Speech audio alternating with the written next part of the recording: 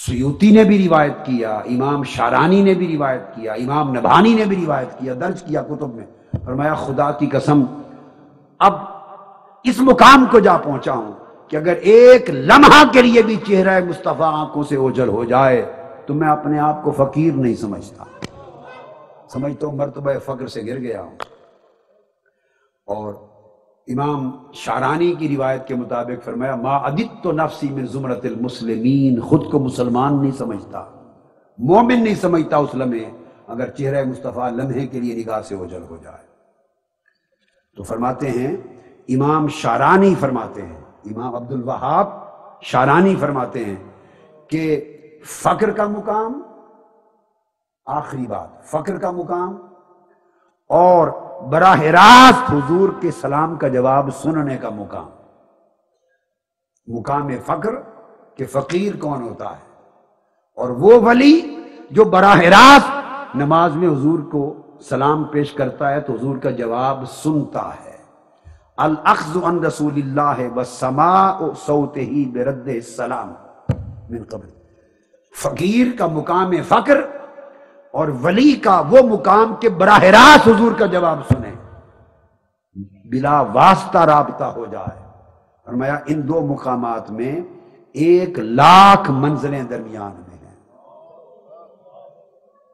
فقیر 1,00,000 منزلیں طے کر کے اس مقام پہ پہنچتا ہے جب وہ براہ راست حضور کے سلام کا جواب سنتا ہے۔ گویا یہ اتنا بلند مقام ہے، اور اولیاء اللہ فرماتے ہیں ایسے سینکڑوں اولیاء اللہ ہوئے جنہیں یہ مقام فقط کثرت کے ساتھ درود و سلام کے نتیجے میں عطا ہوا، اور کرامتاً کوئی 25,000 مرتبہ روزانہ پڑھتا ایک ولی ہوگا، کوئی 50,000 مرتبہ روزانہ پڑھتا، کوئی 80,000 مرتبہ، کوئی 1,00,000 مرتبہ روزانہ پڑھتا۔ اب آپ کے ذہن میں آئے کہ 50,000 1,00,000 مرتبہ ایک شخص روزانہ کیسے پڑھ سکتا ہے؟ یہ کرامات میں سے ہے، یہ طی لسانی ہے، یہ طی لسانی ہے۔ یہ اسی طرح کی کرامت ہے جیسے سیدنا مولا علی المرتضیٰ جب گھوڑے پر سوار ہونے لگتے تو رکاب میں ادھر ایک قدم رکھتے، الحمدللہ رب العالمین سے قرآن شروع کرتے، اور دوسری رکاب میں دوسرا قدم رکھنے سے پہلے والناس تک قرآن ختم کر لیتے۔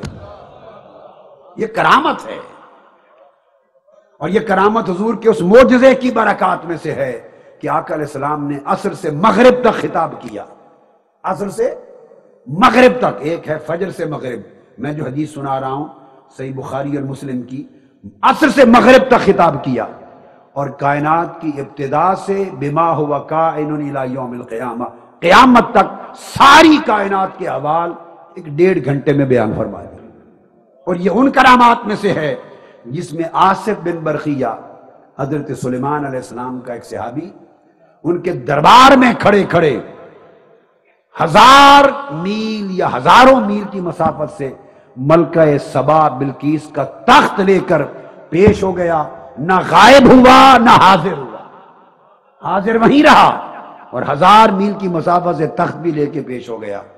یہ طی زمانی اور طی مکانی ہوتے ہیں، یہ انہی معجزات میں سے شمع کرامات ہے۔ جیسے آقا علیہ السلام رات کے ایک لمحے میں جسمانی طور پہ مکہ کی وادی سے مقام قعبہ قوسین و ادنا پر گئے بھی اور آ بھی گئے۔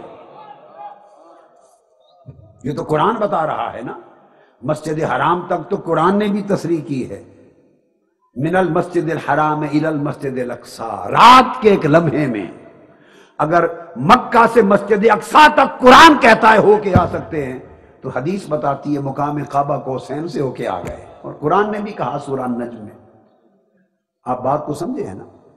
یہ اسی طرح ہے جیسے 100 سال گزر گئے عزیر علیہ السلام پر، ایک لمحہ بیتا، 309 سال گزر گئے اصحاب کہف پر، اور انہیں یوں لگا جیسے دن کے چند لمحے گزرتے ہیں۔ تو وہ رب چاہے تو صدیوں کو ساعتوں میں بدل دے، ہزاروں میلوں کو 1-2 قدم میں بدل دے، اسی طرح ہزارہا کلمات کو چند ساعتوں میں منتقل کر دے، طی زمانی دے دے، طی مکانی دے دے، طی لسانی دے دے۔ اسی طرح وہ مقام درود و سلام کی برکت سے کہ لوگوں کو مل جاتا ہے کہ وہ 1000 مرتبہ 1,00,000 مرتبہ درود ایک دن میں پڑھ لیتے ہیں۔